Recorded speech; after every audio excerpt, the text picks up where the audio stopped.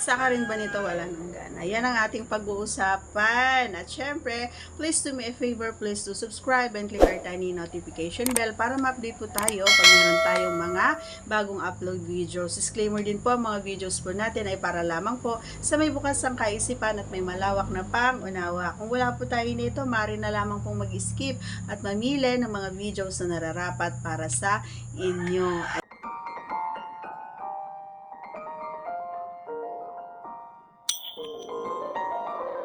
Ayan.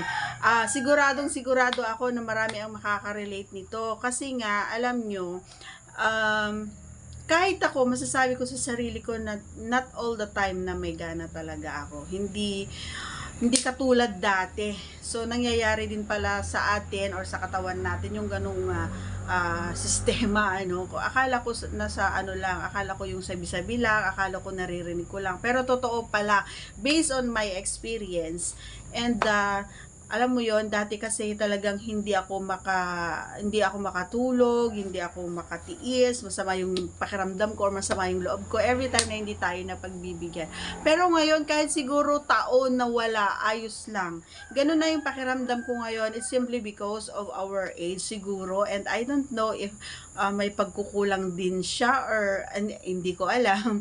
Kasi anytime naman ako, I am ready. Pero I don't know sa kanya kasi nga minsan kapag ako yung nag-aaya ay sinasabi niya na okay lang daw basta ako yung magtrabaho. So para sa akin minsan nasasaktan ako ng mga idol. Hindi ko alam kung may ganito rin kayong mga kapart. Minsan nasasaktan din ako kasi nga, bakit hindi na ba ako ganun kayami? Hindi na ba ako ganun kaganda? Hindi na ba ako ganun kasi ganun? Ang dami-daming nagiging nega dun sa isipan ko. Pero ginagawa ko pa rin yung best ko. Every time na hinahawakan ko naman, pumatay naman. So, ibig sabihin ay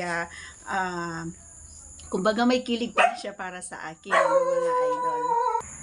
So yun, ang tamang ginagawa ko ay hindi ko alam sa inyo kung gusto yung pagawa or nanonood din yung mga kapareha sa akin.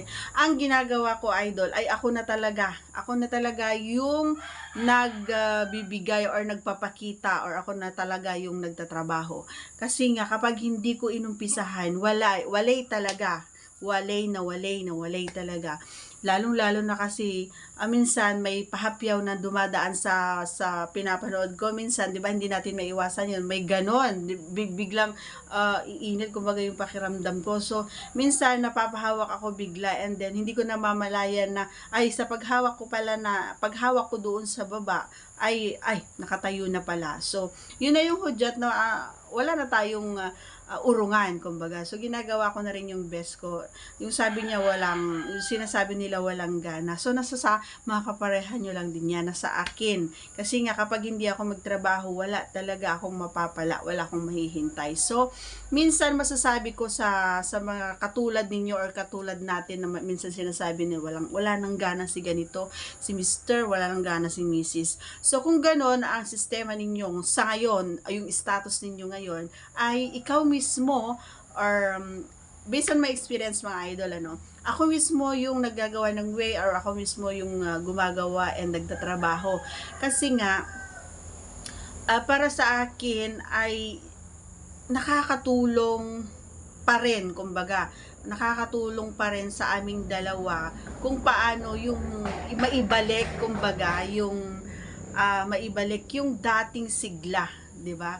Kasi nga kapag maghihintay tayo, ayan, parang grasya lang 'yan no. Kapag mag-aabang ka lang, wala kang maiintay na sweldo. So kailangan mong pagtrabahuan. Ganun lang din 'yun. Kung gusto mong maging masaya ang gabi mo or gusto mong makatapos or gusto mong makaramdam or kung gusto mong sa gabing iyan, kailangan mong pagtrabahuan. Ganun yung ginagawa ko. Ako yung mismo yung gumagawa, ako yung bumababa, ako yung, alam mo yon, ako yung kumakain, ako yung naglalaro, ganun, ako yung ako talaga yung nagtatrabaho, ganun. So, yun yung dapat ninyong gawin. Hindi pwede or hindi talaga totoo yung sinasabi nilang walang gana. Hindi totoo yun. So, although may mga ganun talaga, kung parehas kayong madta, kung parehas kayong tamad, wala talaga mangyayari sa inyo. Sasabihin natin walang gana talaga. Pero totoo na walang.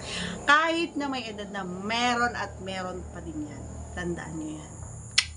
Sarap kaya kahit na may Okay, so that's all for today's video. Once again, if you are not yet connected, please do subscribe and click our tiny notification bell so that you'll be updated every time we have a new upload videos. Thanks for watching, everyone. See you again on our next vlog. Bye!